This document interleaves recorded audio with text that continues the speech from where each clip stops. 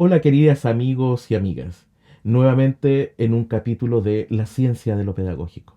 Hoy día vamos a tener una conversación eh, reflexiva respecto de qué es lo que viene después de la educación. ¿Quedará un año, 2 años, 3, 5 años de la pandemia?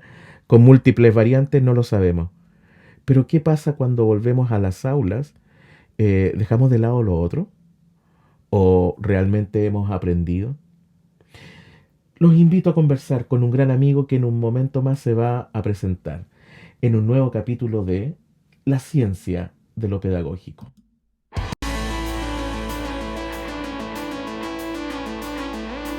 La ciencia de lo pedagógico con Gabriel Erices.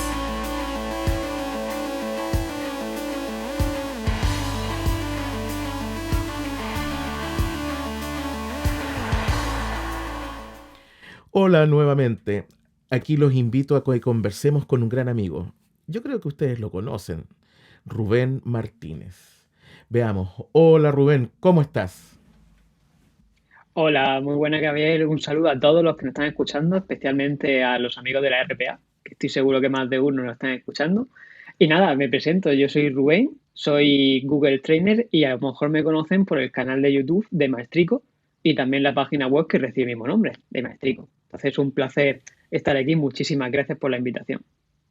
Rubén, mira, el día de hoy queremos conversar aquí en la ciencia de lo pedagógico qué es lo que viene después. Tú eres una persona que ha tenido una vasta, yo diría sí, a ver, gran cantidad de capacitaciones. El mundo hoy en día, o cuando comenzó la pandemia, se encontró con profesoras y profesores que no estaban totalmente preparados en las competencias digitales.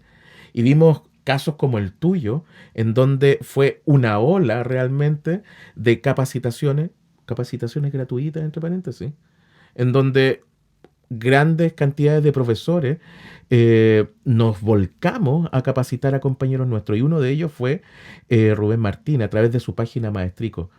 Eh, Antes de ir a esa otra segunda parte, cuéntanos cómo fue esa experiencia y cómo lo visualizaste en ese momento.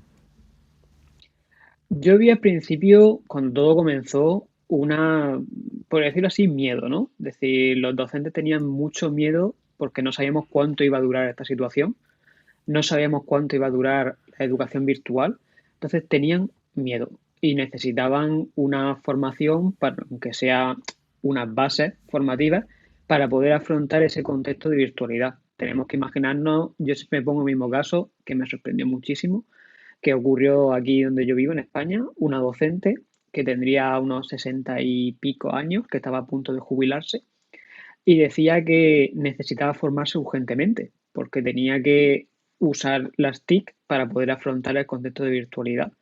Y claro, una profesora que nunca había tocado un ordenador porque nunca tenía la necesidad de haberlo usado. Es decir, seguía una metodología tradicional, le había funcionado bien, llevaba muchas promociones de alumnos a sus espaldas, pero decidió formarse. Entonces, frente a ese miedo, surgió muchos profesores que se armaron de valor y quisieron afrontar esa situación. Entonces, así es como empezó todo. Así empezó con esos docentes que decidieron dar un paso hacia adelante y decir, necesito formarme. Voy a buscar sitios, lugares, otros profesores que me ayuden a formarme para darle atención a ese alumnado.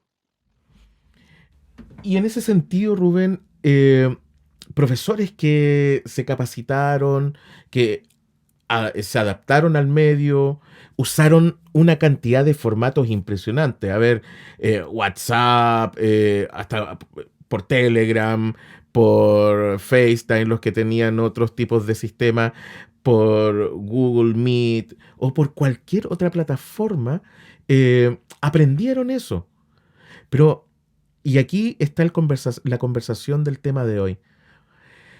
¿Qué va a pasar después? Cuando volvamos a las aulas, eso va a quedar allí, como muchas cosas que se innovan en la educación, que, no sé, llega una pizarra interactiva, la escuela o los centros educacionales o los institutos, como dicen en España, eh, las compran, gastan una cantidad enorme de dinero y después quedan guardadas en las bodegas. ¿Así van a quedar nuestros conocimientos? ¿O crees que puede haber algo distinto? Pues yo sí creo que va a haber un antes y un después con con la pandemia. Es decir, no se trata tanto de las herramientas TIC en sí, porque, por ejemplo, sí está claro que habrán hecho también los centros educativos ahora una inversión para la educación híbrida, es decir, formato híbrido que teníamos mitad presencial y mitad online. Estoy seguro que todos los centros han hecho una inversión. Luego la pregunta sería si esa inversión que han hecho la van a seguir utilizando una vez que se pase toda esta situación de contexto en el que nos encontramos. Yo creo que ya no se trata solo de qué herramienta voy a utilizar, sino cómo la voy a utilizar. Y yo creo que ahora esto ha permitido que muchos docentes se den cuenta de que hay otras formas de utilizar las herramientas TIC. Tenemos un montón de aplicaciones como puede ser Kahoot, Quizzes, que nos permiten insertar la gamificación, que antes los docentes la escuchaban, pero no sabían que la podían utilizar, por ejemplo, para evaluar. Es decir, había muchos docentes que la utilizaban en un contexto de simplemente de jugar con los alumnos, pero nunca se habían planteado de, ¿la puedo utilizar para evaluar? Y ahora, en contexto de virtualidad, se han dado cuenta que la pueden utilizar, por ejemplo, para evaluar. Y he puesto el nombre de esas dos aplicaciones como podrían poner el nombre de cualquiera. Y la herramienta es TIC igual. Es decir, podemos utilizar una tablet, podemos utilizar los ordenadores. Antes todo el mundo pedía un ordenador para los alumnos o pedía algún tipo de aparato tecnológico, pero no llegaban a utilizarlo. Entonces, ahora sabemos que podemos utilizarlo y sabemos que también nos facilita el trabajo, tanto a nosotros como al propio estudiante. Entonces, yo creo que sí, que va a haber un cambio, es decir, va a haber un antes y un después dentro de esto. No en todos los casos, como es obvio, pero sí va a haber un antes y un después. Tú tienes una cruzada que se llama Clase Invertida, que estuviste durante este año y medio y todavía estás eh, realizando capacitaciones a todos los docentes que lo necesiten. Pero sí, yo creo que los docentes adquirimos esas competencias, pero somos los docentes nomás. Pero los centros educativos están dirigidos por equipos directivos. ¿Tú crees que los equipos directivos tienen esa visión como para decir, ¿sabes qué? La clase invertida genera tanto aprendizaje que va a ser uno de los métodos que vamos a usar, junto con ABP, junto con gamificación, junto con y bla, bla, bla, un montón de métodos. ¿Tú crees que los equipos directivos están a la altura como para decir, sabes que confiamos eso por sobre todo lo demás? ¿Por qué? Y antes que responda, aquí, por lo menos en Chile, la presencialidad lo es todo. Ahora, creo que la presencialidad por la presencialidad no tiene sentido. Y lo hemos conversado con algunos teóricos de la educación. Estábamos en presencial y el alumno seguía escuchando al docente mientras hablaba. Era el enseñante y el alumno no hacía nada. ¿Vamos a volver a eso mismo? ¿O el directivo debe propender a que se instalen estos nuevos métodos de educación? Yo creo que los directivos ahora han tenido que salir de su estado de confort. Es decir, con la pandemia, como tú bien dices, antes era todo presencial, presencial, presencial, libro de texto. Yo siempre me imagino la típica aula del docente subido en una tarima y todos los alumnos sentados, como el docente siempre subido en la tarima como una sensación de poder, ¿no? De estoy por encima de los que están sentados ahí. Yo pienso que el propio directivo ha cambiado la figura porque se ha dado cuenta que en el contexto de la pandemia el mundo sigue girando sin el docente. Es decir, el alumno, si quiere, todo esto depende de la edad del alumno, ¿no?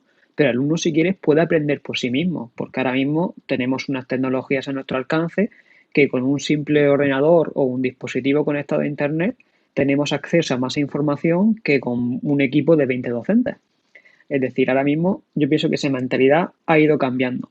Por eso creo que las metodologías activas, como decía, sea Flip Classroom, ABP, cualquier tipo de metodología activa, ahora va a tener más importancia. Por el hecho de que la información ya no depende del profesor. Ya no estamos hace 30 años en los que no había acceso a información de esa forma y el docente era la figura, la única fuente de información que tenía el alumno. Entonces ahí sí.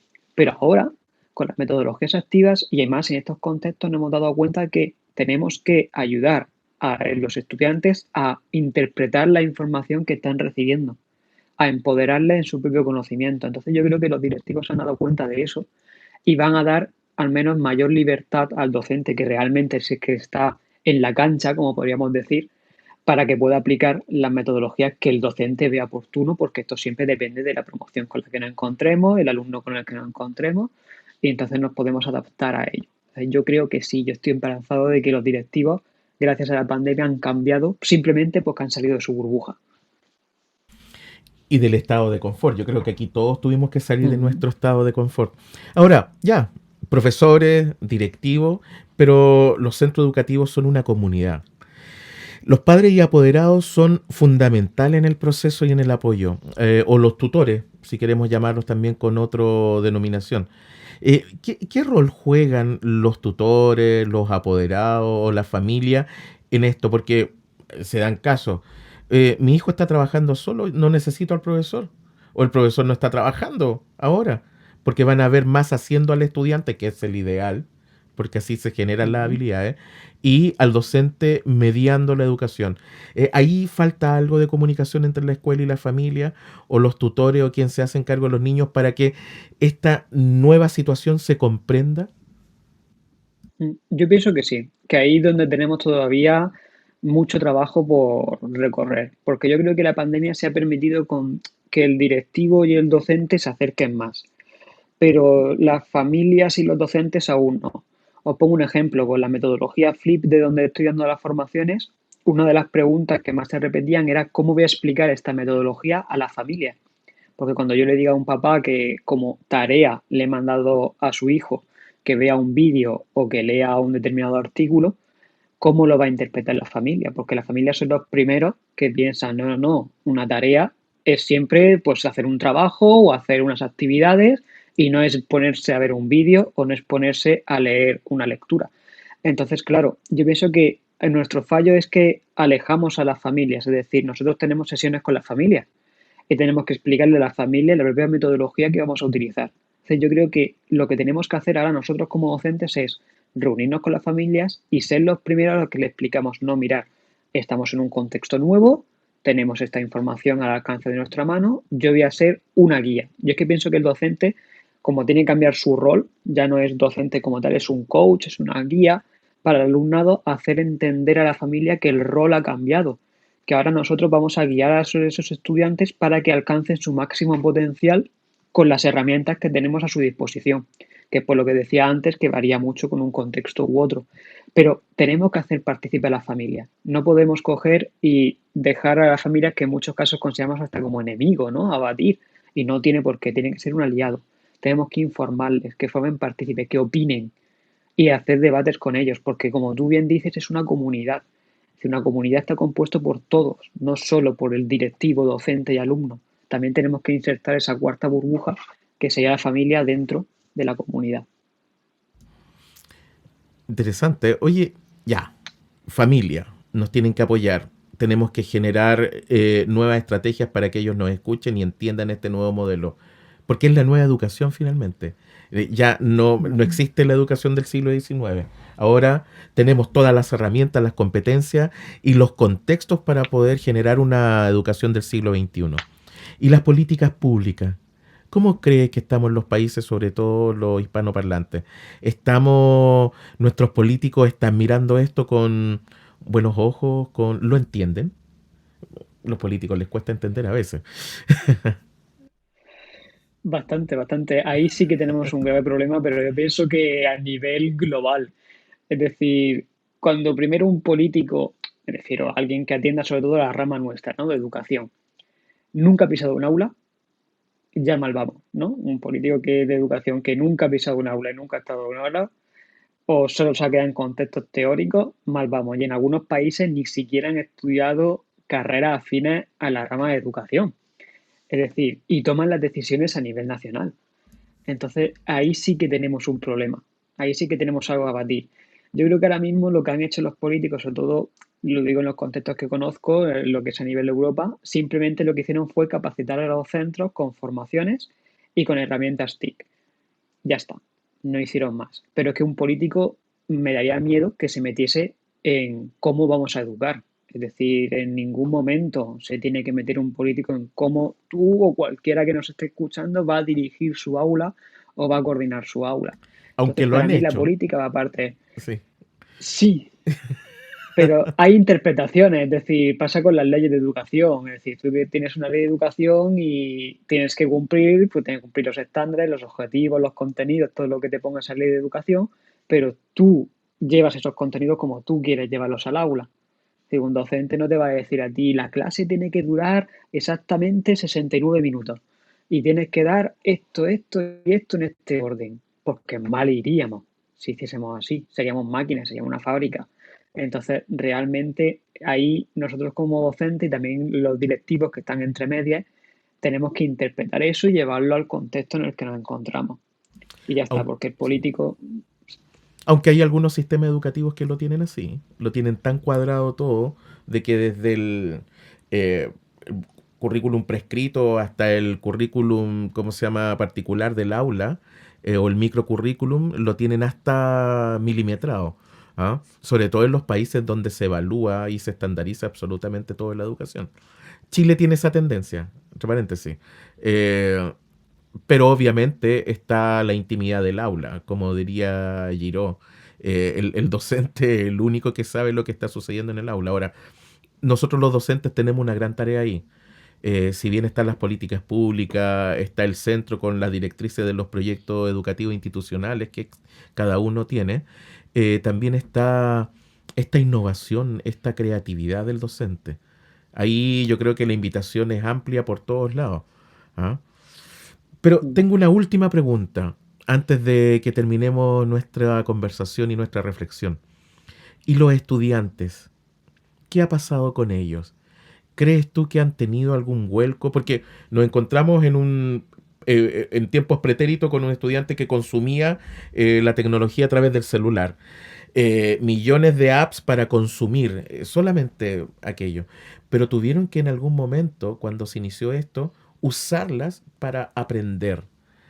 ¿Crees que el estudiante o el ser humano más pequeño ha podido tener esa capacidad de asimilar como herramienta de aprendizaje el contexto digital y combinarlo? yo, yo creo que sí, pero porque ya sabía. Es decir, el estudiante lo que no sabía lo buscaba en internet y ya está. No buscaba, como es normal, los contenidos de educación porque no eran motivadores, pero buscaba lo que no sabía. Encontramos de un simple videojuego, de me he trancado una pantalla de un videojuego, lo voy a buscar cómo salir de eso. O no sé llegar a una calle, determinada calle, lo voy a buscar para poder llegar a esa determinada calle. Es decir, ahora mismo el alumno sabe más que nosotros a la hora de buscar la información en Internet. Entonces yo pienso que a él no le ha costado, en ese caso, en usar la tecnología para buscar el contenido, buscar el conocimiento. A mí lo que me da miedo del estudiante ahora es el tema de las habilidades sociales. Es decir, yo pienso que se ha habido un antes y un después. Os pongo un caso real, que no puedo decir nombres, ¿no? Pero un caso real, en el que encontramos a un aula virtual en el que se hacía por Zoom, en el que el docente, pues normal, daba su clase, y los alumnos que antes eran como más tímidos, que sacaban peores notas, en la pandemia subieron sus calificaciones. ¿Por qué? Porque estaban protegidos detrás de una pantalla. Es decir, no es lo mismo en un contexto de aula presencial con toda la gente que me impone y ahora que estoy protegido detrás de una pantalla, sí destacaba. ¿Qué ocurre? Que aquí cuando han vuelto a la presencialidad ha sido esa vuelta traumática. Entonces ahí nos enseña que las habilidades sociales no las estábamos trabajando bien en el aula, en el contexto presencial, porque ese tipo de alumnos se ha sentido protegido detrás de una pantalla. Entonces yo pienso que ya no tenemos que pensar solo en la búsqueda de conocimiento porque está claro que es una habilidad ya que tienen innata. Nosotros tenemos que enseñarles sí a diferenciar entre la información real, la información útil, la que no es útil, pero nos falta algo que sí se tiene que trabajar en contextos presenciales, que son habilidades sociales y también habilidades blandas, como podríamos trabajar. Pienso que por eso la educación debe cambiar con los estudiantes. Y que son habilidades más duras que realmente las duras, ¿ah? Porque es Mm, lo que define muchas veces el cómo yo actúo y soy en la sociedad. ¿Ah? Interesante ese punto de vista, ¿no? Sabes que si bien acá se ha trabajado el tema emocional, como, porque yo creo que se ha centrado mucho en lo emocional, en el estudiante. Entonces volvemos a lo presencial y trabajamos primero en lo emocional.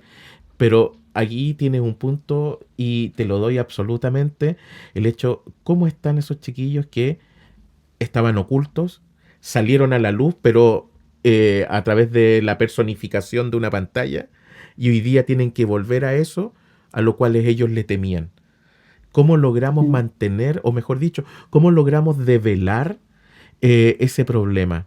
¿Y cómo lo trabajamos Mm. con ellos? Porque no es fácil, ese es un ámbito de convivencia escolar, yo creo, que tiene que estar fuerte trabajado ahí, desde la orientación, no sé, el Sí, pero docente. es que además son también hay otras habilidades que tenemos que trabajar con ellos. Que yo pienso que ahora tenemos que reflexionar los docentes en las habilidades y las actividades que llevamos al aula. Es decir, por ejemplo, ya no son las habilidades sociales, sino cuando llegamos a la etapa universitaria y nos mandan a hacer una exposición, a todos nos tiemblan las manos. Es decir, nos tiemblan las manos, nos sudan, no dormimos la noche anterior. Entonces, ¿cómo puede ser que una persona con 18 años, cuando entra a la universidad, tiemble con una exposición de un tema? Es porque ese tipo de habilidades no se han trabajado en etapas anteriores, porque nos centramos en contenido, contenido, contenido, más conocimiento, más contenido. Tenemos el contenido en Internet, vamos a enseñar otras habilidades reales, a que se expliquen en público, a que lideren un grupo, a que trabajen en equipo y sepan repartirse las actividades, a que la persona que está un poquito no domina un tema se apoye en aquellos que lo dominan más.